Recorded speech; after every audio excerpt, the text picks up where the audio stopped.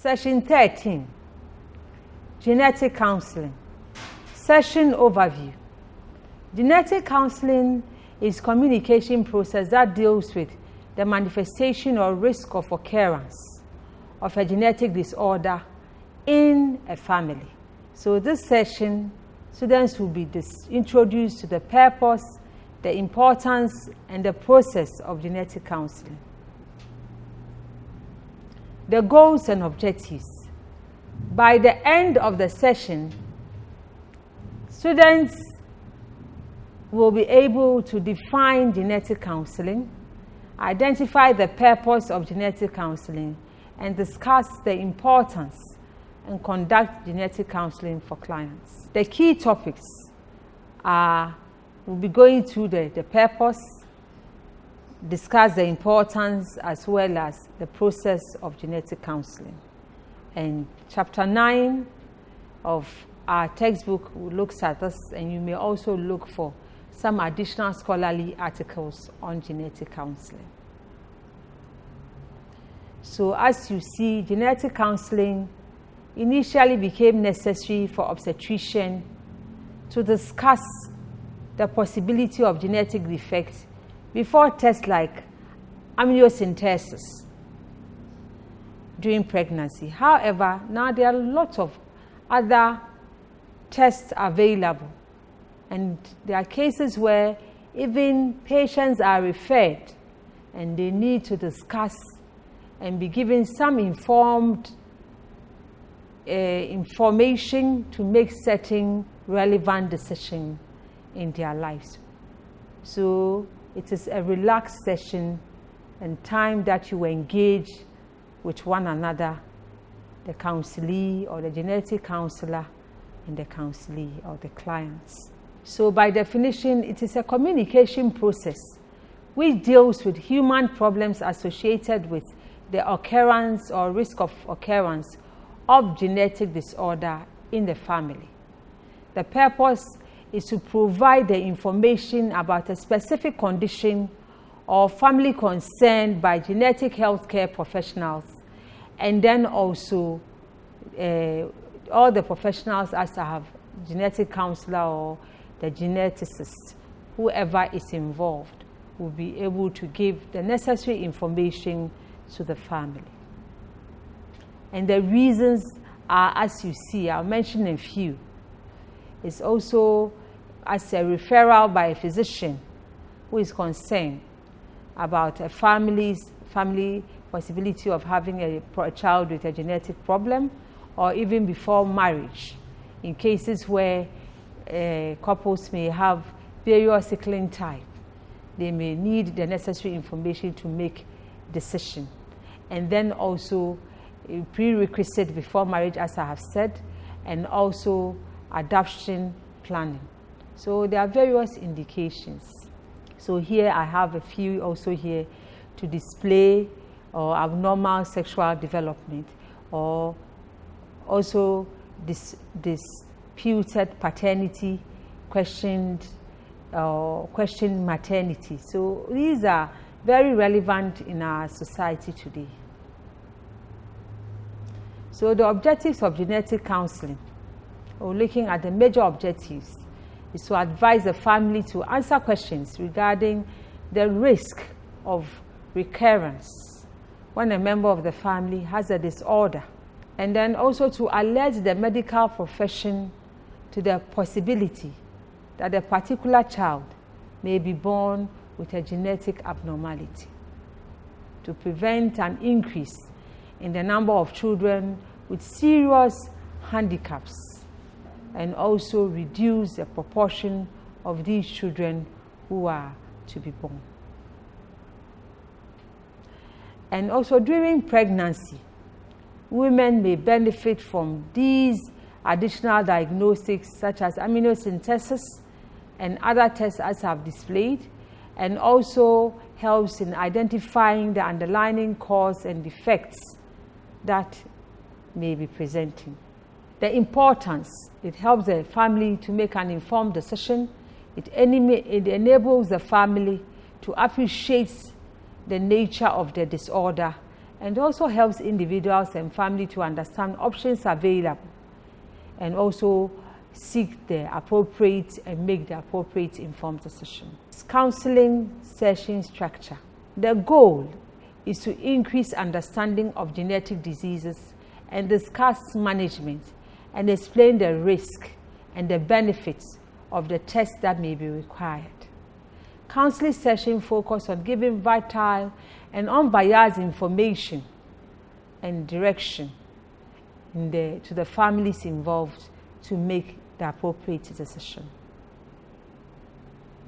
Counseling sessions, once again, have been categorized into these phases outlined, which we are discussing shortly.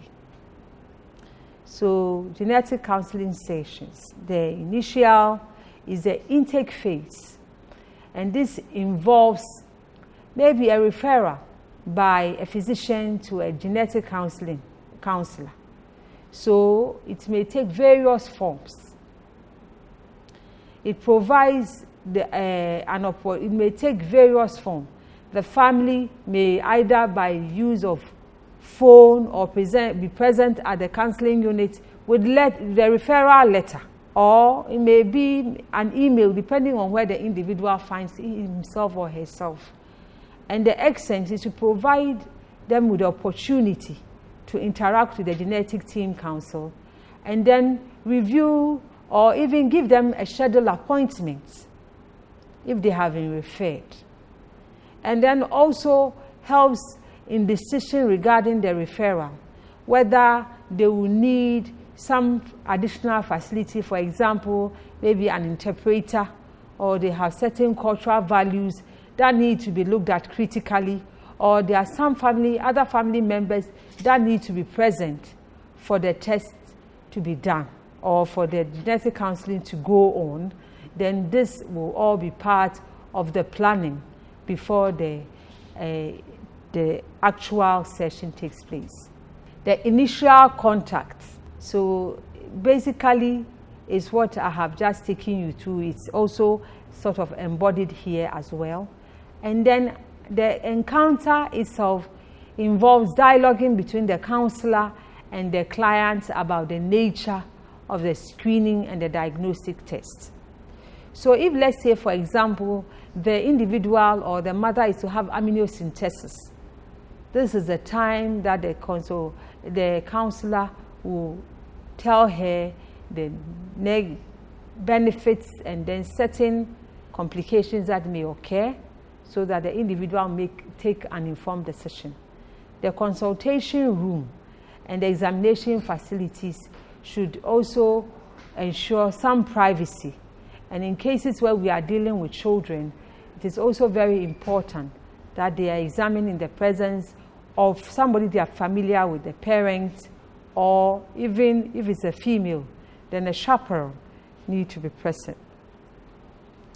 And the session begins with the counselor coming out with the health information that are relevant and also reassure them about confidentiality of matters that will be discussed, and also take history that borders around whatever relevant in the case they are dealing with, and provide them the information about the condition, and then also include its cause, the patterns of inheritance, and then also complications and treatment options available. And there is also the need to provide the family or the client with the risk of the condition and affecting their clients, and then other relatives, and discuss medical, emotional, and social implications and present options that may be available. So at the end, there is also the need to summarize all that has been done. So there is a need to go ahead with the testing, inform them about the options available, so that you also sort of paraphrase to them what the test they have chosen is, to make sure that it has gone well, done well with them, and then refer to other areas if there need be, and also provide educational materials if there is some available or you may even refer them to a relevant website depending on the educational background of the family, and introduce the client and family to community-based support groups if there is some already available in the community.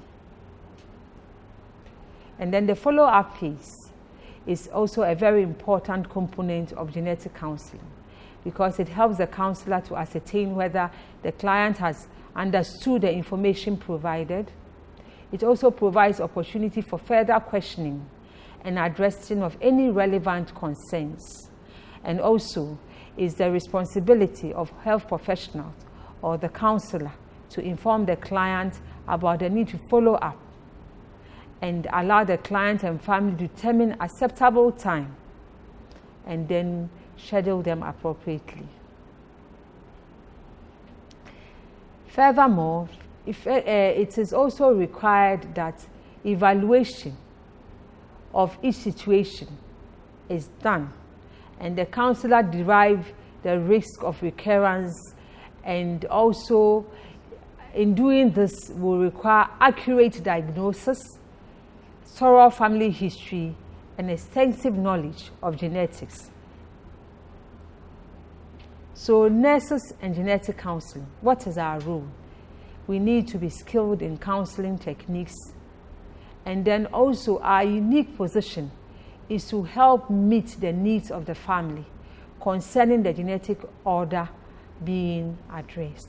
And nurses are also people who are also in frequent contact, and there's a need for us to be of some give some emotional support by being there and also advocating where necessary what the appropriate options are, and then also assist them in obtaining the needed services and treatments. However, there are some barriers when it comes to effective counseling, and this has to do with the attitude of the counselor. When the patient is talking and you are also doing WhatsApp or receiving calls, you are not giving due respect to the client and may not help the patient or the client to give you their support, and so may not also divulge all the necessary information required. The attitude of the client or family. Sometimes they may be protecting the dignity of the family, so it will take thorough history taking and respecting them that will get them to bring out. Geographical barriers, sometimes the languages and various cultural beliefs may be associated in this area, and the lack of detailed updated family history, ones that will come from our part when the history is not thoroughly done, and then lack of referral guidelines, and then inadequate or lack of genetic knowledge. So when we find ourselves a bit handicapped, there is a need to bring on board a more qualified person. So these are some referral references that will help us to improve or add on to what we have discussed so far.